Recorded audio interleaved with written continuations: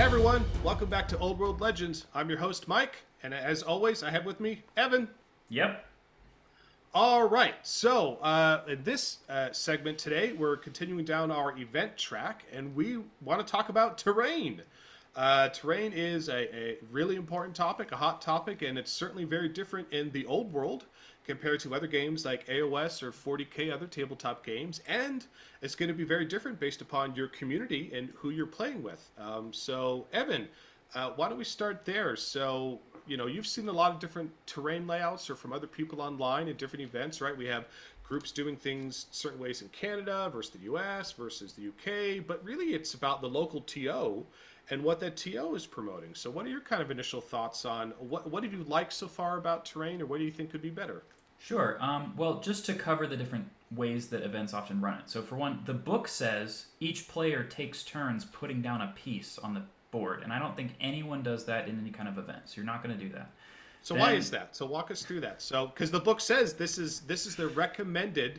They're yes, not saying you have to play the game this way, but they're saying, hey, by default, this is the default yeah, suggestion from the book. What are some of the pros and cons of typically that is referred to as player placed player terrain? placed exactly. So what are some pros and cons with that? Well, the pro is that the players can both feel that they have agency over what's happening on the board. Yeah, a little more There's control. That's cool. somewhat of a balance, and it's similar to putting down your units where you're taking turns and they have to be a certain number of inches away from each other.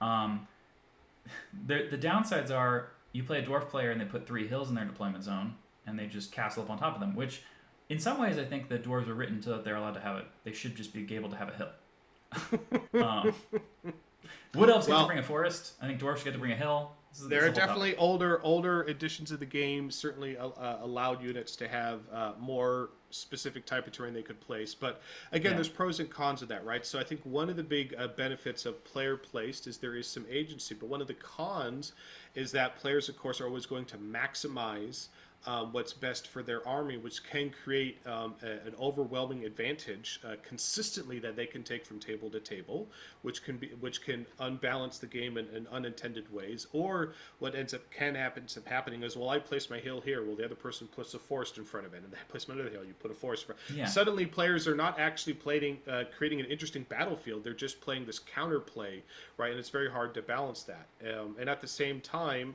it's also hard to have that the same kind of consistent terrain to do all of this. So again, and it also, let's be fair, it takes a lot longer. What's one of the biggest problems that I get complaints in all the surveys that we've been doing from the for last year? What do you think the number one complaint is from players? The game takes too long. They didn't finish their game. Yeah. That's the biggest complaint and I try to give them 3 hours, right, and let them go into lunch or other time. But again, there's still a lot of people who are new to the game, right? Yes. And not everybody's playing 5, 6 games a week, right? Most people are playing a handful of games a month at most.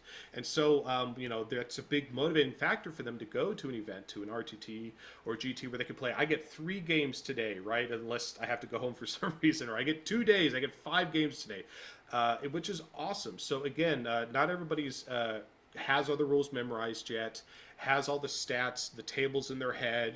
Players who do have it down, they can go quick and they can easily finish a game of the old world in 2 hours or less. But that is very uncommon right now. So that's another challenge with player placed terrain. A lot of great benefits to the system, but it also takes longer. And when we're already pressed on time, that's already right. Like, God, do we want to place this terrain? We might, both of us, lose a whole turn Right. because we were placing this terrain or more. So that's another con to also keep in mind. So that's one format. Sure. We talked about player placed. What's another format?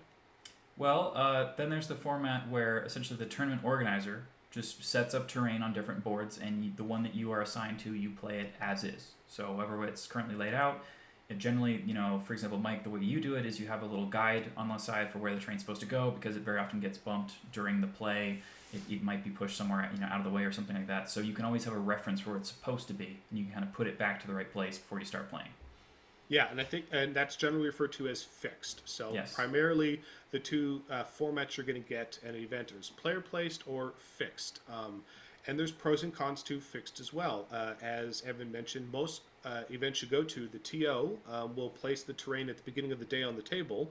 But it gets bumped. I mean, you're playing the game with another human being. Dice fall over, models get moved, things slide around, and so things shift throughout the day, and that becomes a challenge. That's one of the challenges with how often where you're like, well, hey, this is in the way. We're just going to move this piece of terrain so we can move our units up, and you roll up to the table and why is there three pieces of terrain on the side of the table? Clearly, the TO didn't place them there. So there's pros and cons to that system. But as you mentioned, Evan, for myself and at our events, at our Old World Legend events, we're looking to find the best path forward to make a great player experience. And so one of those things, as you mentioned, was the sheet. So why don't we dive into that? Why don't we walk players through what we've been doing with Old World Legends with our terrain and go from there? Does that sound like a good starting point? Yeah, let's do that. So, as Evan mentioned, we started with intentionally we are doing fixed terrain rather than player placed.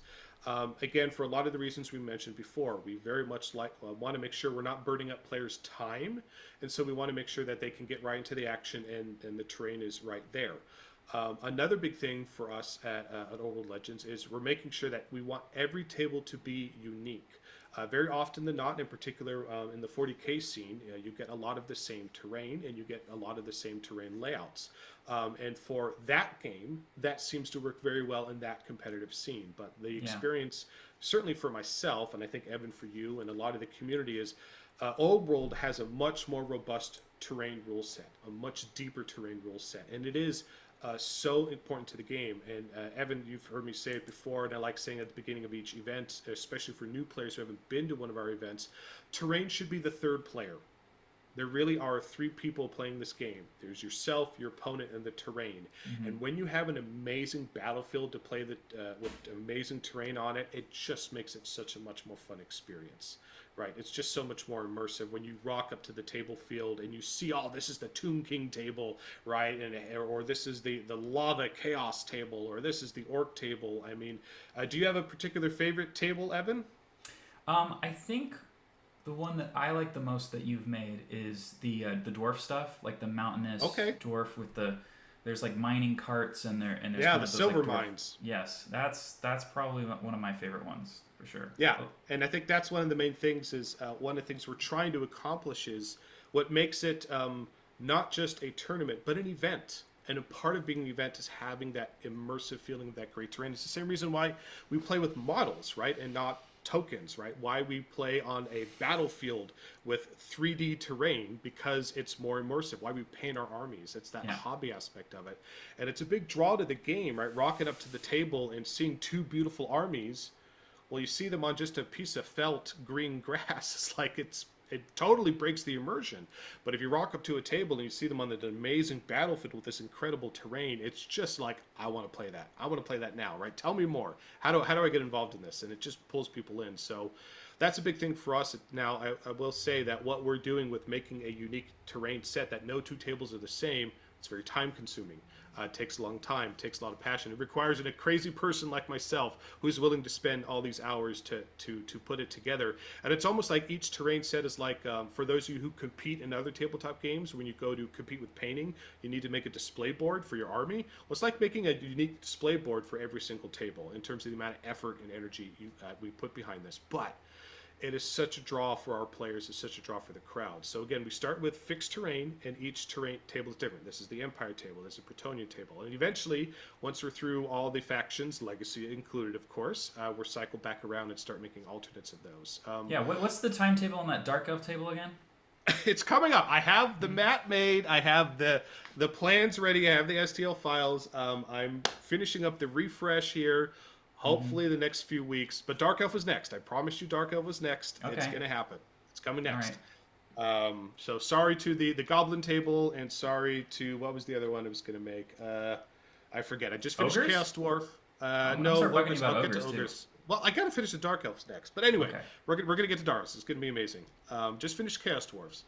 Um, so yeah, with the terrain, the next thing in terms of us, or the thing looking at it for our tables, is looking at what does the book recommend? How many pieces of terrain? What is the right size of terrain? So definitely, I wanted to make sure that we had enough terrain. A lot of the tables out there, and in particular, if you look at the rule book says, hey, the center of the battlefield should have a 24-inch radius open area where Of there's no nothing. terrain. I couldn't disagree more with that. I don't know why they have it in there. It's like, why? I It, really wish they hadn't printed it in the book. I think they put in there the guide for taking photographs of terrain for the book, the rule book. The way that Uh, they put terrain for those photographs, it looks great. That's not how you should play, though.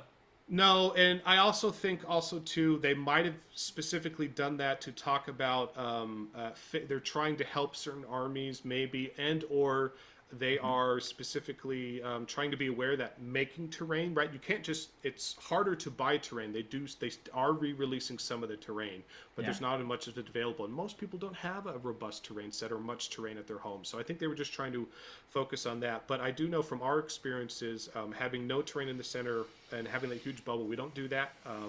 In my opinion, it's a big detractor from the game, and it removes a lot of the strategy and tactics. That being said, we have done a lot of our events with the fixed terrain, and we have tried putting impassable terrain in the center of the table. We no longer do that. That actually became a huge problem to have impassable terrain in the center of the table. It just created situations where one half of the army will be stuck on one half of the board and the other army will be stuck in the other half of the board, and it became a huge problem in a lot of our events. In fact, we got enough surveys where we realized, okay, terrain in the center is good, impassable terrain, splitting the battlefield in half like that in a very hard way, it actually was not a good experience. So again, Yeah. live and learn, right? We got to play some games, we got to do that. So fixed is important.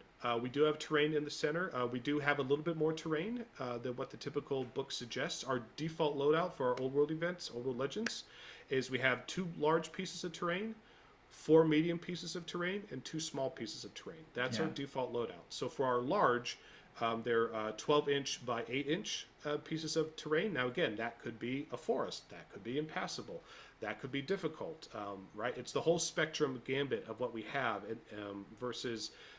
So that's the large 12 by 8. The medium are 8 by 6s, and then the Like a hill or a smalls forest, right?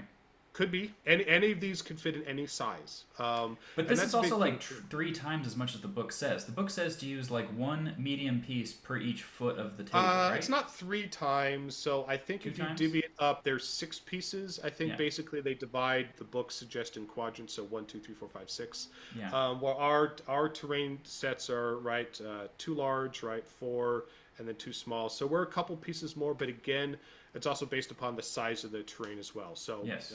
the large, the medium, and the smalls I think are 6 by 4s. So we have a little bit more than the book suggests. Not 3 times more, a little bit more. And Well, our well, I just mean that the sizes. book says if you have a large piece of terrain, it counts as 3 pieces. So when you Well, have that, six yeah, the pieces, book does say that, and I don't understand that at all. Yeah, that's so what I'm bringing up. Because at the each one same of those time, large hills would be half. You would have a 12-inch or 18-inch long like building or hill or something, and that's now yeah, 3 pieces, and it's the whole. That's half the table. it's weird. So again, I think Yeah. they were doing that for suggestions. At the same time, Yeah. um, if it's also okay at events to have lighter tables, right?